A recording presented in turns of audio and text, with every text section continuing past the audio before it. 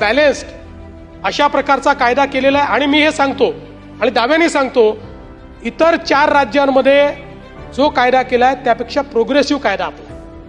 इतर 4 राज्यांमध्ये इतका लिवे दिलेला नाहीये. पण आपण, कारण आपल्याला कोणाला त्रास देण्याकरता कायदा करायचा नाहीये, पण भारताच्या संविधानाच्या विरुद्ध आपल्याच लोकांना जे लोक ब्रेनवॉश करतायत त्यांच्यावर कारवाई करणं ही आपली काळाची गरज आहे. आणि म्हणून आणि आत्ता एक्झिस्टिंग कायदे अशा प्रकारची जागा त्या ठिकाणी आपल्याला देत नाहीये.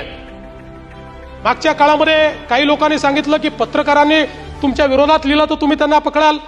मग आम्ही पत्रकारांच्या सोबत संघटनांना बोलवलं आणि त्यांच्या समोर आम्ही एजी साहेबांना बसवलं, लॉ सेक्रेटरीला बसवलं, सगळ्यांना बसवलं आणि त्यांना सांगितलं तुम्ही विचारा यांना प्रश्न, क्लॉज बाय क्लॉज प्रश्न विचारा. आणि त्यांचंही समाधान झालं. कुठल्याही पत्रकारावर कारवाई करता येत नाही, कुठल्याही राजकीय नेत्यावर कारवाई करता येत नाही. आणि ज्यांच्यावर कारवाई करायची त्यांच्यावरही कारवाई ही थर्ड फोरमनी, ज्याच्यामध्ये जजेस आहेत त्या फोरमनी मान्यता दिल्यानंतरच ती करता येते. रोकठोक महाराष्ट्राला सबस्क्राईब करा आणि बेल आयकॉनवर क्लिक करायला विसरू नका.